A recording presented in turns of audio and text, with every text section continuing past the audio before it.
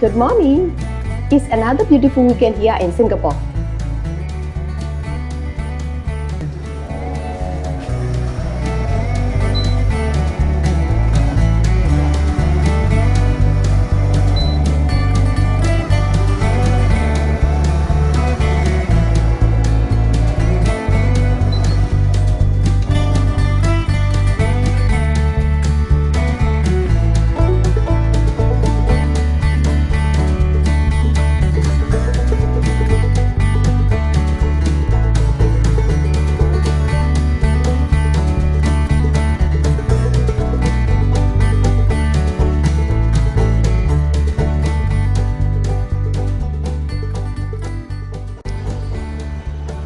Wow,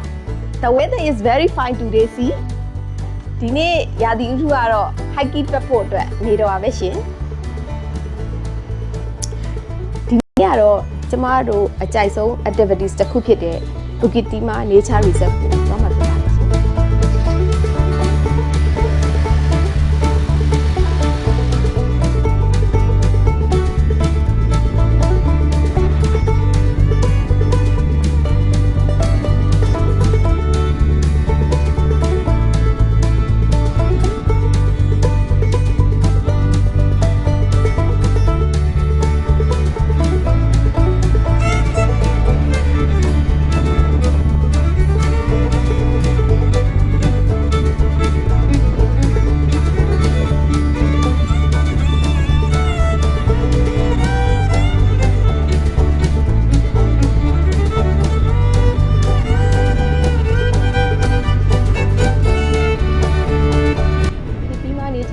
ကိုရောက်ပါပြီ Bukit Timah Nature Reserve ကိုရောက်တာနဲ့သဘာဝရဲ့ပတ်ဝန်းကျင်အထီးတွေကိုစတင်ပြီးတော့ခံစားရပါတယ်အဲ့တော့ကျမတို့ Bukit Timah တောင်ကိုမတက်ခင်မှာအရင်ဆုံး Visitor Center ကိုသွားပြီးတော့လေ့လာကြည့်ရအောင်နော်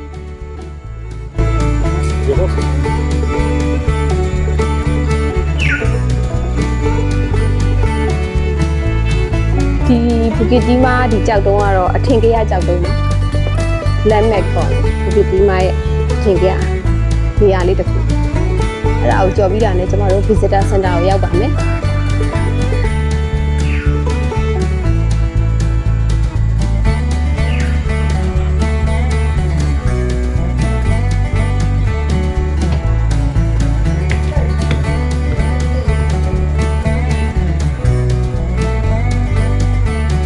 ျမတို့အခုရောက်နေတာကတော့ visitor center ဖြစ်ပါတယ်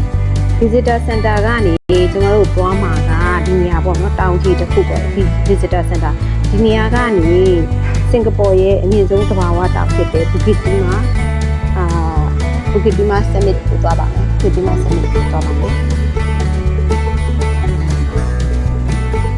အမြင့်ပေကတော့163မီတာကျော်ရှိပါတယ်ဒီကိုသွားဖို့အတွက်ကဒီမှာကဒီနေရာကနေလမ်းတစ်ခုကိုပြထားပါတယ်Route 1နဲ့ Route 2ပါ Route 1ကတော့ difficult လို့သူကပြထားပါတယ် Route 2ကတော့ moderate လို့ပြထားတယ်အခုတော့ကျမတို့ရွေးမဲ့လမ်းကတော့ Route 1ပါ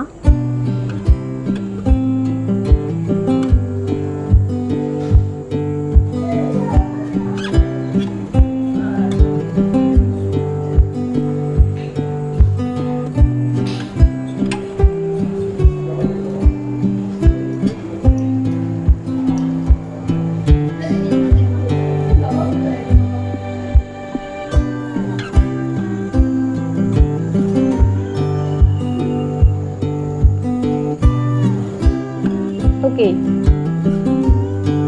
let's start from here. ဒီလမ်းနေစပြီးတောင်ပိတ်ထီအောင်တက်မှာပါ Okay, here we go.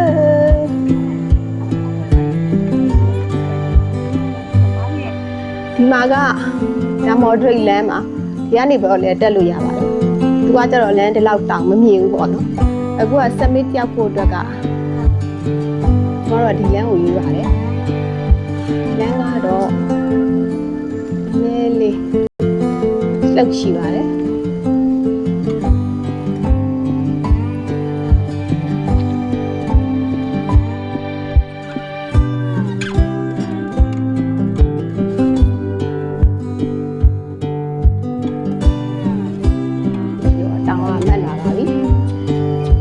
ဒီနေရာမှာလေ့ကျင့်ခန်းလုပ်ရတဲ့သူတော်များပါတယ်တောင်တက်တဲ့လေ့ကျင့်ခန်းတွေရယ်ပြေးပြီးတော့တက်တာရယ်ပြေးပြီးဆင်းတာရယ်တချို့တွေကြတော့တခြားလမ်းမော်ဒိတ်လမ်းကနေသွားပြီးတော့စပင်းစီးရတဲ့သူလည်းရှိပါတယ်ဒါပေမဲ့ဒီလမ်းကိုတက်တာကျမတို့ရွယ်လို့မဟုတ်ပါဘူးကလေးတွေလည်းတက်တယ်အသက်ကြီးပိုင်းတွေလည်းတက်တယ်ပြောရတယ်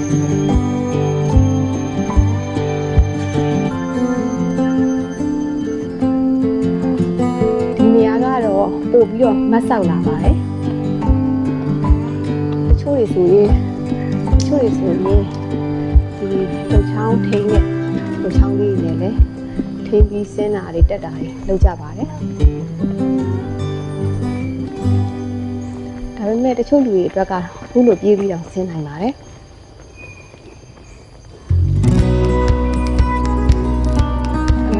ဒါဆိုတော့လေးချင်တယ်ဒီချာလုံနိုင်တဲ့လူငယ်တွေအဖွဲ့ပါ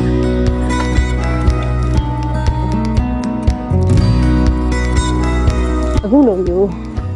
လူငယ်ကလေးတွေကလည်းမိဘတွေနဲ့တောင်လာတက်တယ်တောင်ဆင်းတဲ့လေ့ကျင့်ခန်းကိုလုပ်ပါတယ်သဘောကတော့ငငယ်တွေကကလေးတွေကို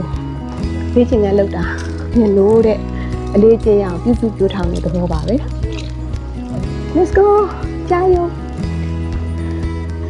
တူသွားပါပြီရှေ့မှာလည်းတောင်တက်ဖွဲ့တစ်ဖွဲ့ကြီးပါရှေ့မှာလည်းရှေ့မှာလည်းတောင်တက်ဖွဲ့တစ်ဖွဲ့ကြီးပါဟောမိုက်တယ်Okay. Okay. Okay. Chị mà lại đào được phải được vậy hả?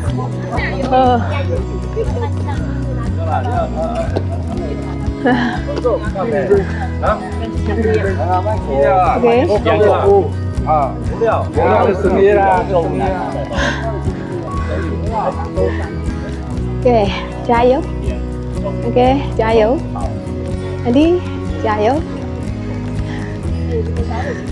Adi jayo, again jayo.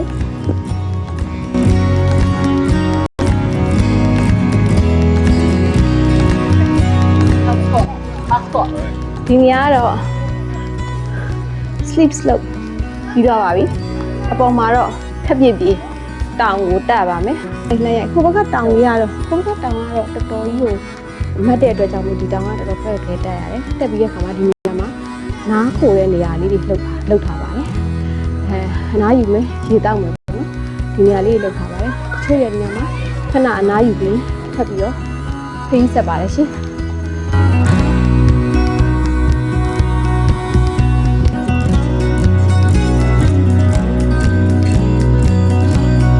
တော့အရင်တော့မမတ်ဆောက်တော့ဘူးဒါပေမဲ့လူတော်လန်းပြေပြေလေးအမြင့်ရှိပါတယ်ဘာလို့လဲဆိုတော့သူကတောင်ပေါ်ကိုတက်တဲ့လမ်းဖြစ်တဲ့အတွက်ကြောင့်မို့ပြေပြေလေးနဲ့တက်တဲ့လမ်းတစ်နေရာတော့ပြေပြေလေးနဲ့တက်တဲ့လမ်းတစ်နေရာတစ်ခုပါအဲ့တော့တောင်တက်လမ်းလေးပေါ့နော်တောင်တက်လမ်းဆိုတဲ့အတိုင်းအိမ်မက်ဆောက်ပြင်မယ်ပြေပြေလေးနဲ့တော့တက်ရပါတယ်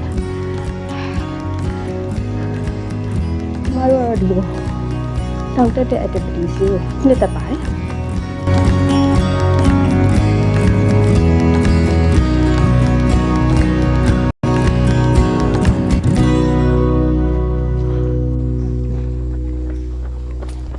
ဒီနေရာကတော့ခုနကလိုအရင်မတ်တဲ့နေရာမဟုတ်တော့ဘူးဆိုပေမဲ့တောင်တက်ဆိုတဲ့လမ်းကျော်လေးတိုင်းတော့နည်းနည်းလေးတော့ပြပြလေးတော့တောင်တက်ရတာရှိပါတယ်ဒါပေမဲ့ကျမတို့ကဒီလိုတောင်တက်ပြီးသွားရတဲ့အားကစားတစ်ခုနှစ်သက်ပါတယ်တကယ်ကထွက်လာတဲ့အချိန်က10 နာရီဝန်းကျင်ဆိုရင်နေရတော့နေအောင်ကတော့ထွက်နေပါပြီဒါပေမဲ့ဒီထဲမှာအပင်တွေတော်များတဲ့အတွက်ကြောင့်မလို့နေရောင်ကြီးကိုမခံစားရပါဘူးအလင်းရောင်ပဲရပြီးတော့တော်တော်အေးမြမြနဲ့လမ်းလျှောက်ပြီးတောင်တက်ရတာတော်တော်လေးကောင်းပါတယ်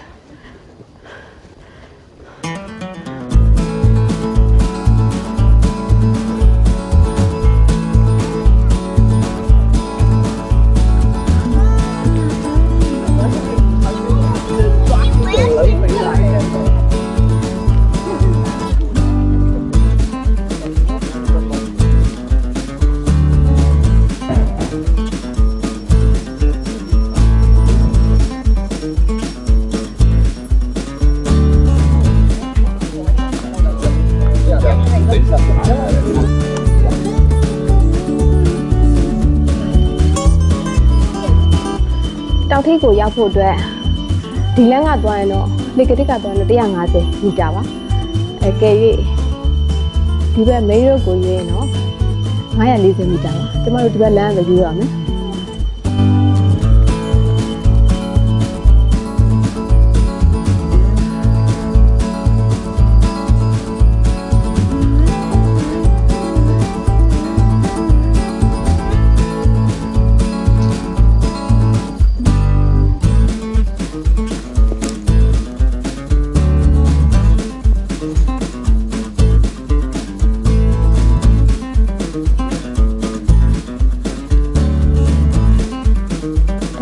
ဒါတော့ဒုတိယတစ်ချိန်ပြန်တက်တဲ့ဖွဲ့ပါခုနကောင်တောင်ကြီးတစ်ခေါက်ပြန်ရောက်သွားတာပဲ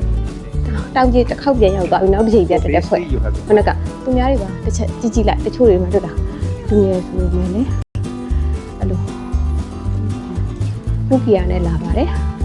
ပုဂ္ဂိယာဆိုတဲ့နေရာမှာတောင်တက်တဲ့တော့တောင်တက်တဲ့ကြရိယာနဲ့လာပါတယ် safety is the best တောင်တက်တဲ့ကြရိယာနဲ့လာတယ် safety is the best ဒီလိုတရားချွေကြတော့လေဘောပါကိုရီလေရှိရအေးစေးပြေးပြီးတက်နိုင်တယ်လို့ပြေးပြီးဆင်းနိုင်တဲ့သူတွေလည်းရှိပါတယ်တောင်မတက်နိုင်ပြီးပြေးရောက်ပါတော့မယ်100မီတာလောက်ပဲရှိရမယ်ရောက်ဖို့အတွက်ပထမကတော့တောင်တက်ရင် focus လုပ်ပြီးတော့ပဲတောင်တက်ဒီတစ်ခေါက်ကတော့ blog ရိုက်မယ်ဆိုပြီးတော့အေးစေးဗီဒီယိုရိုက်တယ်ဓာတ်ပုံရိုက်တယ်ပြီးရင်တောင်တက်ပါတယ်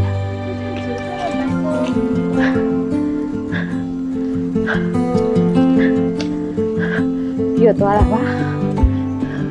ပြေးစစ်စစ်ဗီဒီယိုရိုက်ပြီးတော့မှအောင်ပေါ်သွားတယ်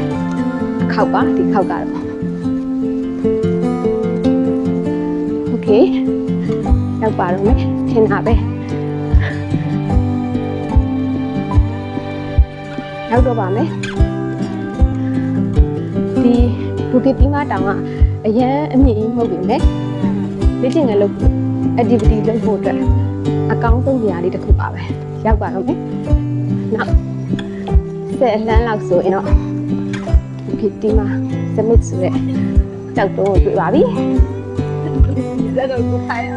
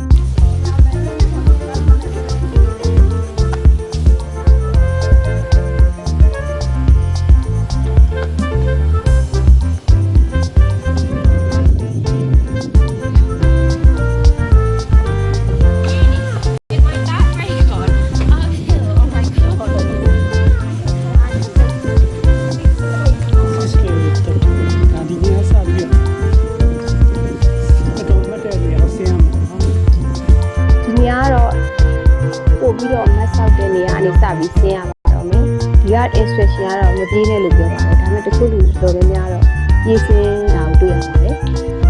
စပါမယ်ကျွန်တော်ရနေစပြီးပြန်ဆင်းပါပြီဟိုဗာလေကြည့်လိုက်ရင်တော်တော်လေးမှတ်ပါတယ်တော်တော်လေးမှတ်ပါတယ်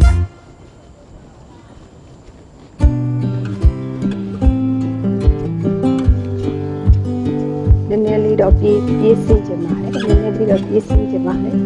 တချို့လူကြီးတွေကလည်း backward နဲ့သွားနေရတွေ့ရပါတယ်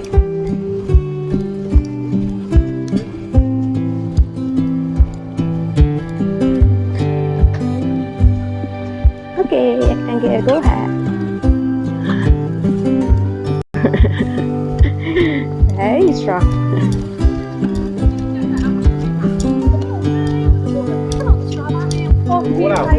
Okay.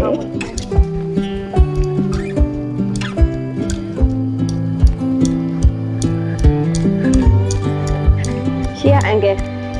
Share Angel ဆိုလို့ရှိရင် Share Angel ဆိုလို့ရှိရင်အသက်60ကျော်80လောက်ရှိမယ် very strong เนาะအရန်ဟိုမှာပြည့်ပြီးတော့ဆင်းနိုင်တယ်เนาะ very strong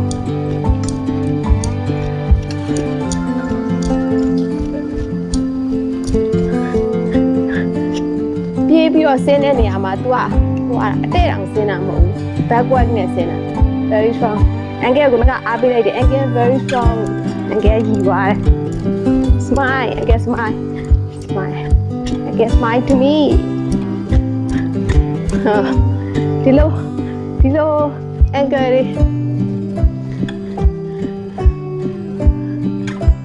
Konagalo, Angel. Ya sin, di tao, talai sin lai long nai dilo. Oh, ma kle te le, busy le, oh, kle busy le. Ai kle busy le tu phe ne. Oh, how we not that? See, just. They are going to say, Ali. See?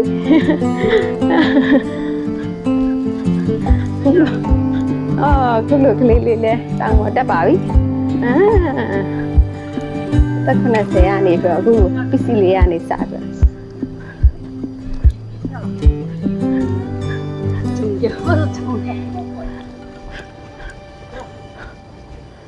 Tôi bây giờ là đã trả European này lấy được nhà là đã trả được phải tôi giờ nhà đó thì tập hòa đó đang được lấy được nhà đó thứ đó là được qua European này lấy được nhà được nó đang mà lấy sao ta tôi có tập hòa đó đang được lấy được từ khi được đang tôi được nhà này thì đang mua là video mà đã trả cho mà được vậy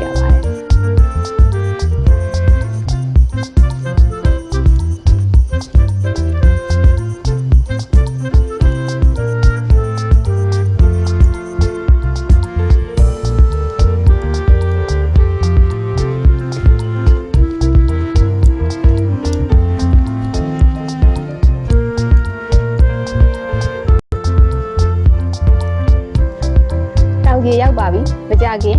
မနဲ့စားပါတော့မယ်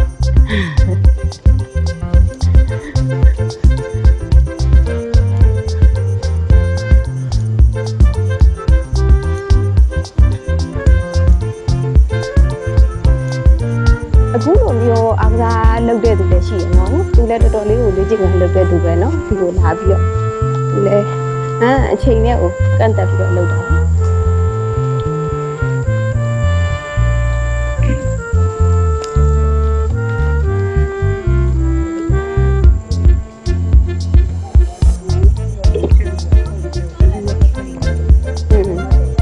လုပ်တော့ထဲတော့မထဲတော့ဘာရှုနေမသွားတော့ဒါရောဘာရှုရေလဲတောက်ရေလဲထဲလို့ရပါတယ်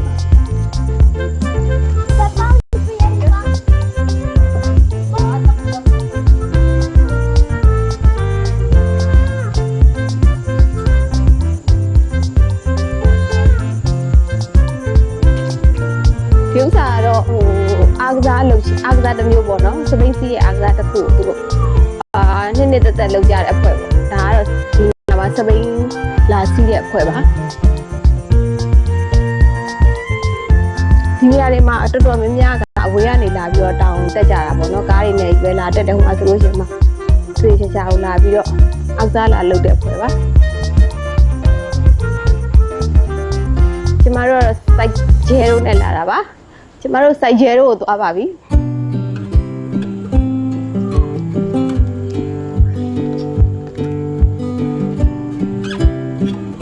အခုကတော့ကျမတို့ရဲ့တောင်တက်ချင်းခီးစဉ်ပြီးဆုံးသွားပါပြီအဲ့တော့ reward အနေနဲ့ go for lunch